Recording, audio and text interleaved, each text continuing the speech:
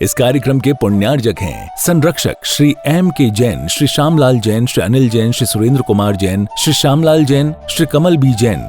कार्यकारिणी सदस्य प्रधान डॉक्टर राकेश कुमार जैन, सचिव सुरेश चंद जैन, कोषाध्यक्ष अभय कुमार जैन, उप प्रधान अनिल कुमार जैन, संयुक्त सचिव अमित जैन, संयुक्त कोषाध्यक्ष हिमांशु जैन, सदस्य संजीव कुमार जैन, सदस्य टेकचंद जैन, सदस्य नवीन चंद जैन, अभिषेक जैन, सदस्य सुरेंद्र जैन, सदस्य किशन चंद जैन, सदस्य राजेश जैन, सदस्य विजय जैन, सहयोगकर्ता पारस किशोर मंच।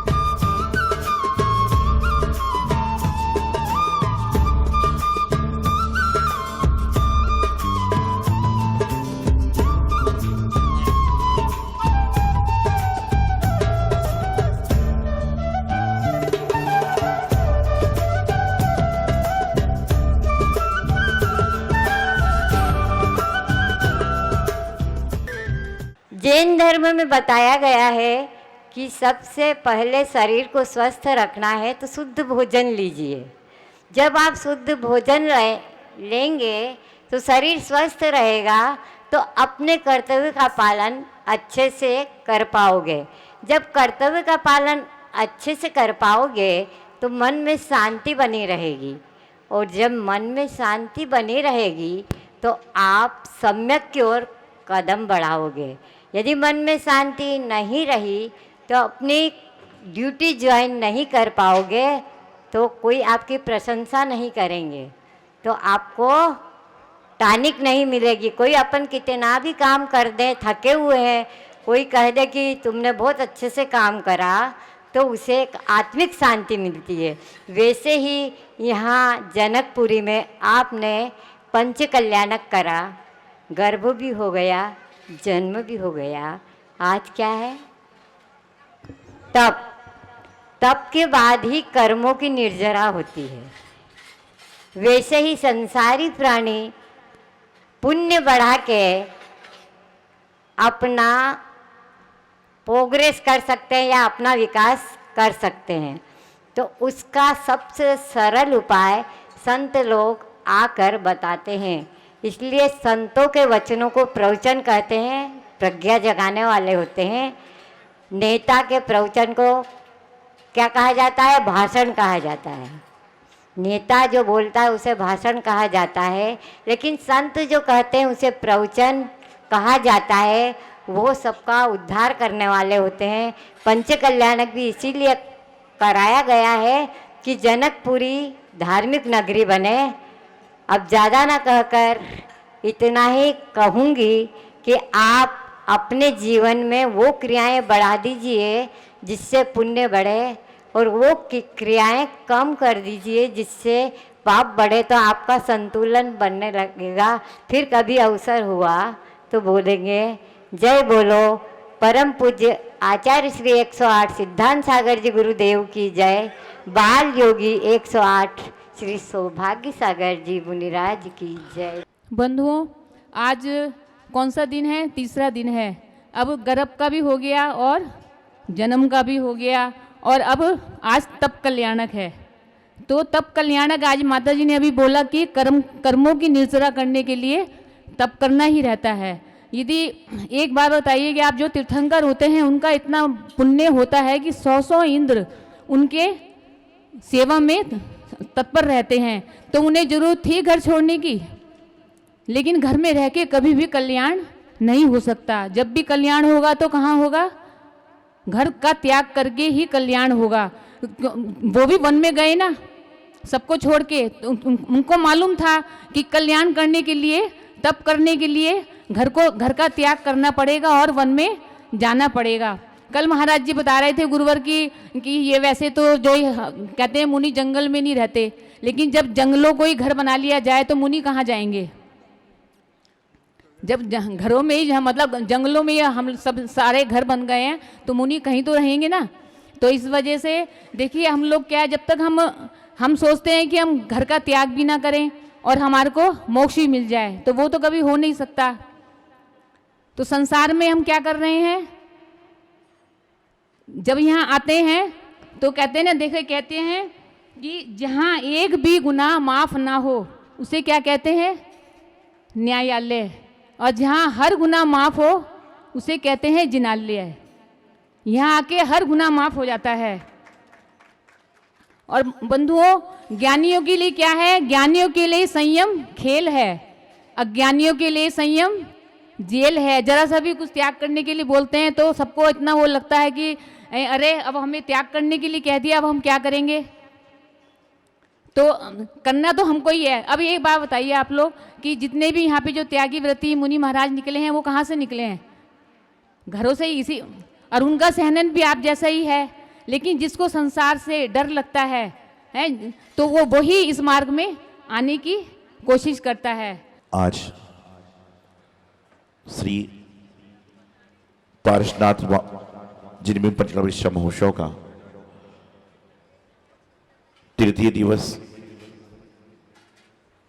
तप कलग महोत्सव चल रहा है। जीवन में तप का बड़ा महत्व होता है। जो जीवन में तप करता है उसके जीवन का एक अलग ही आनंद होता है। तप के बारे में, तप की महिमा के बारे में आप सभी लोग बहुत सुनते हैं, समझते हैं, गाते हैं, गुनगुनाते हैं। और एक भजन अधिकांश सुनने में आता है, सूरज तपे तपे रे माटी, दीपक जले जले रे बाती, तुझको तपना होगा मोह तजना होगा, तप ही तो गागर को सागर बनाए, गागर में सागर सहज ही समाए, माटी सा अर्पण समर्पण जब होगा। ऐसा भजन गाते हो, सुनते हो। तब कौन करता है? लोगों ने समझ रखा है कि तब खाली मुनिराज कर सकते हैं। ऐसा नहीं है। गृहस्थ भी अपने जीवन में तप को अंगीकार करके अपने जीवन का चहुमुखी विकास कर सकता है। जिन जिन लोगों ने जीवन में तप किया है उनका जीवन पतन के मार्ग से बचा है, और जिन्होंने तप नहीं किया है वह पतन के मार्ग पर चला है। एक बार एक व्यक्ति मेरे पास में आया, कहने लगा महाराज, जैनागम में तप की, त्याग की, खाने पीने की, छोड़ने की बात होती है। जब हमें मोक्ष जाना है, अगली पर्याय में मोक्ष मिलेगा, तो तपस्या करना क्यों आवश्यक है? और कई लोगों के प्रश्न ऐसे होते हैं जिनका सम्यक समाधान नहीं मिले तो उनकी बुद्धि सही होती नहीं। उन्होंने कहा कि यदि मान लो हम तप कर रहे हैं, अन्न पानी छोड़ रहे हैं, तपस्या कर रहे हैं, लेकिन अगले भाव में फल मिलना है तो क्यों करना है? तो मैंने उससे पूछा, कभी दूध को गर्म किया है? बोले हाँ रोज करता हूं। आदमी था। मैंने उससे पूछा दूध गर्म किया है? बोले हाँ महाराज रोज करता हूं, सुबह सुबह मेरी ड्यूटी होती है, दूध को लाना है और गर्म भी मुझे करना पड़ता है। तो मैंने उससे पूछा कि कैसे करते हो, दूध गर्म कैसे होता है?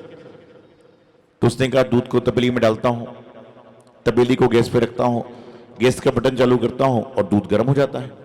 तो मैंने उससे पूछा कि दूध का गर्म जब होता है तो पहले तपेली गर्म होती कि दूध गर्म होता है? क्या होता बताइए, तपेली गर्म कि दूध?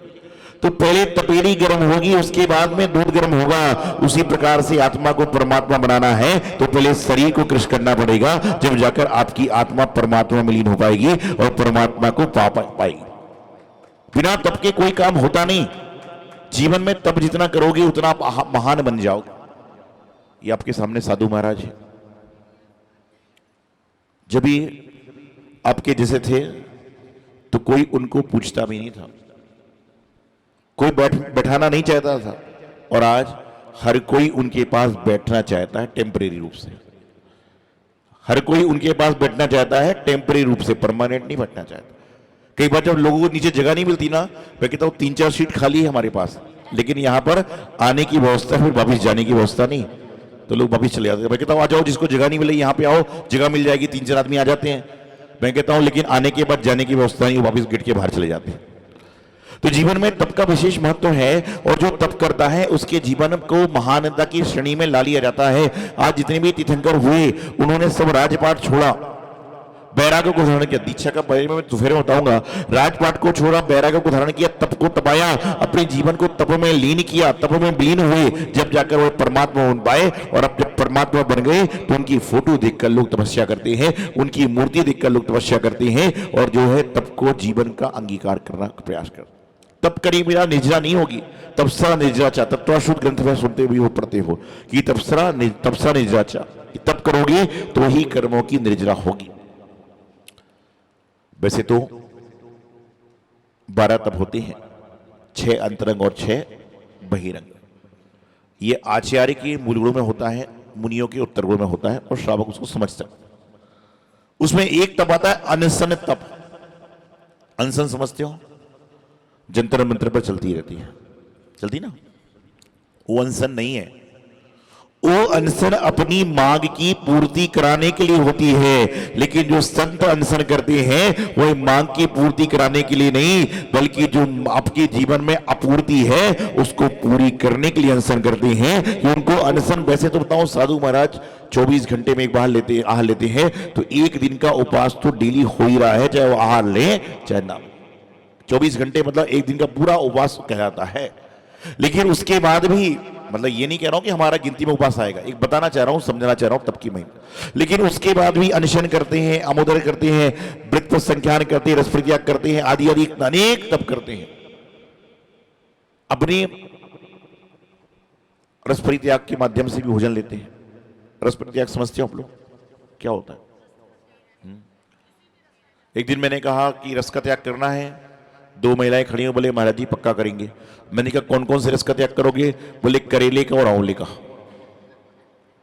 करेले का और आंवले का। मैंने कहा ये नहीं जो रस्सी वाला रस होता ना, जो सोमवार को खाली, मंगलवार को मीठा, बुधवार को घी, गुरुवार को दूध, शुक्रवार को दही, शनिवार को और रविवार को सबसे कठिन नमक। में आवाज जोर से आई, नमक। मैं आपको बताना चाह रहा हूं कि जीवन में सटरस होते हैं। आप पढ़ते हो ना, सटरस भोजन से ये भूख ना मेरी। अब आपको बताइए, शुक्रवार को आपका दही का त्याग है तो लस्सी पी सकते हो क्या? कौन कहता नहीं पी सकते? शुक्रवार को दही का। अब मैंने एक बार नियम भेजा कि मटर पनीर का त्याग है। एक व्यक्ति बोला महाराज जी मटर पनीर का त्याग है, तो मटर अलग से खाऊं और पनीर अलग अलग खाऊं तो चलेगा? मटर पनीर का त्याग है तो मटर से। आज भेलपुरी का त्याग है तो बोले भेल अलग खाऊं और मतलब सेव अलग खाऊं और पूरी अलग खाऊं तो चलेगा? नियम से तो चल सकता है। कि त्याग मटर पनीर का है, वो बिल्कुल जाने लगा, देखो महाराज ने कह दिया अब मैं मटर अलग खाऊंगा और पनीर अलग खाऊंगा। मैंने उसको वापिस बुलाया, लेकिन पेट में जाके तो मटर पनीर बन जाएगा। जब मटर खाएगा वो पनीर ऊपर से खाएगा तो मटर पनीर, तो ऐसे त्याग से फायदा नहीं। आप जो त्याग कर रहे हो ना, वह अपनी आत्मा की कल्याण के लिए कर रहे हो। आज दुनिया में मंदिर के अंदर, राजेश भाई आपके मंदिर में भी हो सकता है, बहुत सारे गुरु बन गए, स्वयंभू गुरु। यदि किसी का कोई नियम टूट जाए तो पड़ोसन पहले कह देती कोई बात नहीं, नियम टूट गया ना, 3 माला खेल लेना ना मुकर मंत्र की। हो सकता है आपके मंदिर में एक आदमी मिल जाए पैसे। हर मंदिरों में आदमी है। 3-4 राकेश जी, 3-4 लोग पूरे दुनिया में हैं। 3-4 लोग पश्चिम बिहार में क्या, यहां क्या, नोएडा में क्या, पूरे हिंदुस्तान में क्या, पूरे वर्ल्ड में है 4 लोग। आपने बचपन में एक बात सुनी होगी, मेरी मां भी मुझे कहती थी, बोले ऐसा करोगे तो 4 लोग क्या सोचेंगे? आप लोग से कहा कभी कि नहीं? लेकिन वो 4 लोग कौन से हैं? कौन से बताओ? आपने देखा वो 4 लोगों को? वह 4 लोग कौन से हैं? लेकिन जब मैंने दीक्षा ले ली तो मुझे ज्ञान आया कि 4 लोग कौन से हैं। वह 4 लोग हर जगह मौजूद हैं। पहले का नाम है ज्ञानचंद। पहले का नाम है, यदि आपकी किताब तिरछी है तो उसका दिमाग मेरी ओर नहीं है, भगवान की ओर नहीं है, तुम्हारी किताब तिरछी की उस पर दिमाग चल रहा है। दूसरा है रायचंद। आप यहां पर कोई चालू कार्यक्रम करो, वो अपनी एडवाइस देना चालू कर देगा। क्या हो गया? ज्ञानचंद, रायचंद, और एक है हुकुमचंद। क्या है? हुकुमचंद, कि भाई यहां नहीं, यहां बैठो, यहां नहीं, बैठो। क्या है? और चौथा कौन सा है? ज्ञानचंद, रायचंद, हुकुमचंद। तीसरा, चौथा कौन सा है? हकीमचंद। हकीम समझते हो? घर में किसी की बीमारी हो जाए, वो बोलेगा कि जो है दूध में हल्दी डाल के पिला देना। आप तो छोड़ो, हमारे संग में कोई साधु को समस्या हो जाए तो आदमी एडवाइस देने आ जाता है, महाराज आहार में दिला दो। तो मैं धीरे से उनसे पूछता हूं कि आपके घर में बीमार होता है जब आप क्या करते हो? तो बोले डॉक्टर राकेश के पास जाता हूं। आप वहां जा रहे हो और दिया देने जा रहे हो, कैसे काम होगा? जीवन में इन 4 लोगों से बचने का प्रयास करें। इसलिए मां बचपन में कहती थी 4 लोग क्या सोचेंगे, तो ये 4 लोग यही हैं, रायचंद, ज्ञानचंद, हुकुमचंद और हकीमचंद। इनसे बचो। स्वयंभू गुरु हो रहे हैं। आपने कोई नियम लिया, गलती से टूट गया, तो आप महाराज से जाके प्रायश्चित लीजिए। आपका कोई बाजू वाले से सुनने का अधिकार नहीं है आजकल, लेकिन बाजू वाला खुद ही गुरु बन जाता है। बोले नमोकार मंत्र की एक माला कर लेना, काम खत्म। हर गलती का प्रायश्चित गुरु के सामने होता है। हम स्वयं आचार्य हैं, लेकिन हम आचार्य से प्रायश्चित लेते हैं और अपने शुद्धि करते बता दीजिए।